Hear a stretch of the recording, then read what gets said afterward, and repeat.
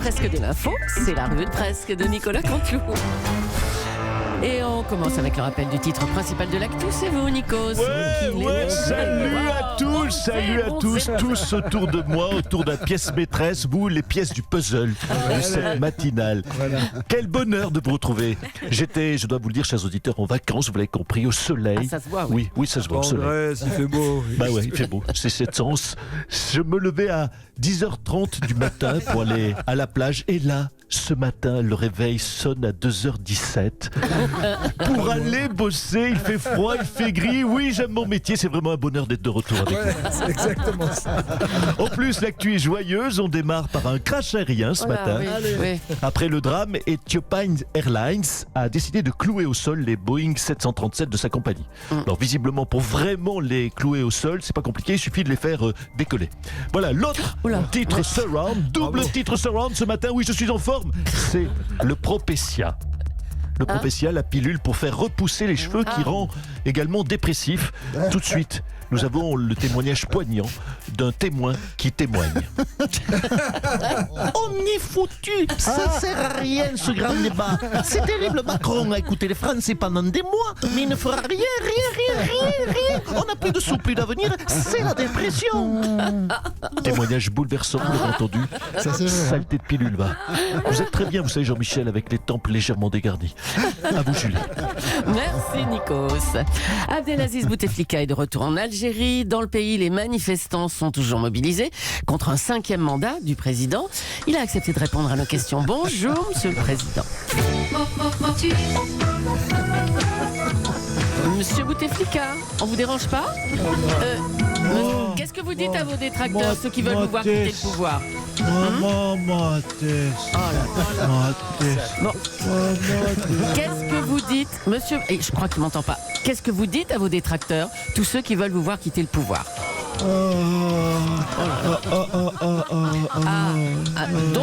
Donc vous ne renoncerez pas, c'est ça? Oh non, mais Madame Julie, Christiane. non, c'est pas possible. Franchement, je vous ai demandé de ne pas fatiguer Monsieur Bouteflika. Vous savez, il a une semaine difficile. Oui, il n'y a pas de bas. Lundi, il a fait un coma. Bon, mardi, ça, comme tous les mardis, il a fait son AVC, bon, ça on maîtrise. Mercredi, vous savez quoi? Mercredi, il est mort. Bon, non, pas longtemps, juste 2 minutes.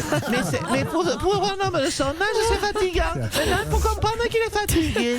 Il vous a emmené en Algérie, je vois, Christiane, elle est indispensable.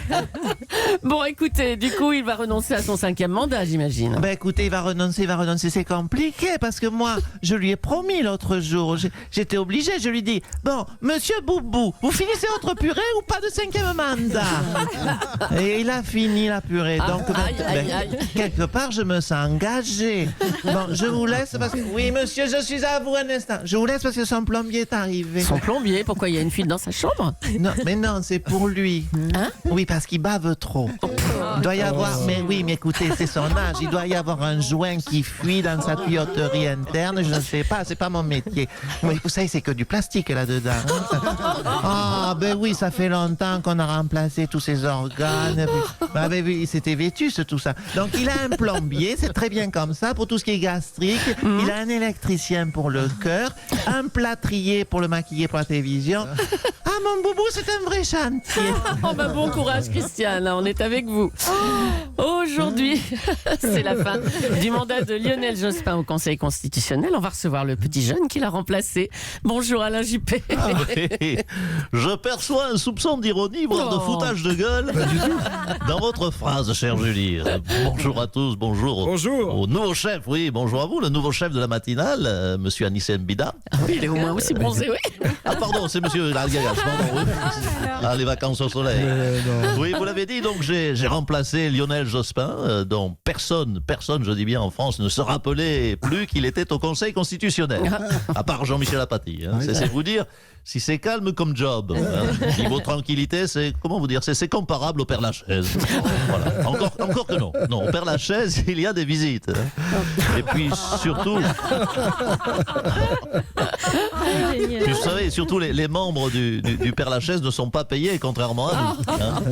Bon, alors, vous entrez au Conseil constitutionnel avec François Pillet, 68 ans, et Jacques Mézard, 71 ans. C'est vous les trois petits nouveaux alors, hein? Oui, bah, écoutez, ça fait 2 fois de l'ironie, Madame Julie. Ah, bah, nous, écoutez, les petits c'est un nouveaux. métier. Oui, écoutez, c'est un message fort de renouvellement au Conseil constitutionnel, jeunesse, féminisation, modernité, fougue, puisque nous avons à peine 212 ans à nous trois. Et si on rajoute Valéry Giscard d'Estaing, on passe bien sûr à 538 ans. Ben, vous parliez de féminisation, justement, Corinne Lepage a dénoncé le manque de féminisation et de rajeunissement du Conseil constitutionnel. Écoutez, manque de féminisation, alors je mets ce qu'il en faut. Quoi Non, écoutez, c'est même malhonnête de la part de Corinne Lepage de dire cela, car au Conseil constitutionnel, je tiens à saluer le travail formidable de Patricia, qui a 27 ans, d'Élodie, 32 ans, d'Inès, qui a 29 ans. Elles sont membres du Conseil constitutionnel? Non, elles sont infirmières. Oui, elles s'occupent de nous, des membres du Conseil constitutionnel, tout ce qui est, voyez, toilette matinale, découpage de viande rouge, ouverture de la pompote, massage d'escar, voilà. Voilà. La bonne journée à vous. Eh bien, bonne journée, monsieur Juppé. Jacques Lang aurait reçu 200 000 euros de costumes de chez Smalto. On va interroger un spécialiste des costumes haute couture. Bonjour François Fillon, hein, on se souvient de François Fillon. Ses J'aime costumes. ma femme, j'aime le pognon, j'aime les costumes. C'est amusant, dites donc, Madame Leclerc. Bonjour à tous. Permettez-moi de saluer le talentueux à la tête de cette matinale, le talentueux Harry Roselmack. Je vous ai dit que j'aimais ma femme. Oui, mais enfin, ça fait longtemps en fait. Alors, 200 000 euros de costumes pour Jacques Lang, ça vous choque ça? Écoutez, oui, je suis choqué. Je suis choqué quand je pense qu'on m'a emmerdé pour des pauvres costumes de, disons-le, de clochard. Il n'y a pas d'autre mot. C'est ça. À peine 13 000 euros pièce. Jacques Lang, on se perçoit aujourd'hui que ce n'était pas un ministre de la Culture. Aujourd'hui, c'est Kim Kardashian. Du coup, je me demandais, je peux revenir en politique? Ah, ça c'est pas sûr, monsieur Fillon. On va peut-être faire un référendum. Hein. Écoutez, en tout cas, je félicite, en tant que spécialiste, le couturier de Jacques Lang. Ses costumes étaient impeccables. Les coutures n'ont jamais sauté. Je félicite aussi au passage son chirurgien esthétique, pareil. Des coutures impeccables qui n'ont jamais sauté. Allez, c'est bon. Allez, merci à vous, monsieur Fillon. Le Venezuela s'est retrouvé pendant 3 jours sans électricité. Le pays était complètement... Non mais, laissez-moi passer. Laissez-moi passer. Laissez-moi passer. Ma personne est sacrée. Bonjour. Ma personne est sacrée. Jean-Luc Mélenchon, bonjour. Oui, bonjour. Regarde tes Salamalek. Niez-le pour les députés d'En Marche. Oui, non, il n'y a pas de aller, on me la fait pas, Liagache. Bonjour. Non, c'est pas vous, c'est Omar Sy, c'est quoi? Ouais, bonjour les autres. Les Vous croyez que je vous entends pas? Vous croyez que je vous entends pas dire du mal du Venezuela dans mon dos? Vous êtes tous les mêmes. Dès qu'un pays est en réussi en appliquant un programme vraiment socialiste, vous ne pouvez pas vous empêcher, bien sûr, de cracher dans la soupe comme des petits bobos, des petits bourgeois. Vous parlez de réussite, ça se discute. Hein, ils sont restés 3 jours sans électricité. Sans électricité, mais justement, c'est quoi l'électricité? C'est de la merde l'électricité. L'électricité, c'est le synonyme de la pollution. L'électricité, c'est le nucléaire. L'électricité, c'est les mines de charbon. Ça sert à quoi l'électricité? Qu'à faire marcher les micros de Maître Gims et les caméras de Fabien Oteniente. On s'en passerait. Alors le Venezuela, lui, lève la tête, il nous montre le chemin, oui, regardez le chemin du retour à la nature, de la pureté originelle, et vous critiquez, bien sûr, vous savez, ou quoi, moi l'électricité, je vous la couperai Europe 1, on vous entendrait moins de déblatérer de conneries. Oh, faites pas ça, s'il vous plaît. Hein. Merci, monsieur Mélenchon. Allez.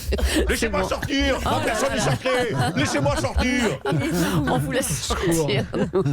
Bah tiens, justement, une histoire de sortie de studio. Nicolas Dupont-Aignan était l'invité d'Anne-Elisabeth Lemoine dans l'émission C'est à vous. Et l'animatrice lui a ordonné de quitter le studio. Bonjour Stéphane Plaza. Bonjour Julie.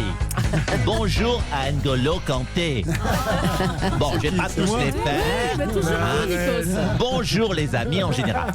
Vous venez de le dire, on a demandé à Dupont-Aignan de quitter le studio, de quitter un studio. Moi, en tant que spécialiste de l'immobilier, je vous le dis, on ne peut pas demander de quitter un studio à quelqu'un avant le 31 mars, parce que c'est le jour du printemps. C'est ce que l'on appelle la trêve hivernale, qui protège le locataire contre le propriétaire. Non mais attendez, là ça n'a rien à voir. C'est parce que Nicolas Dupont-Aignan a traité Patrick Cohen de cireur de pompe du pouvoir. Voilà. Alors stop. C'est autre chose.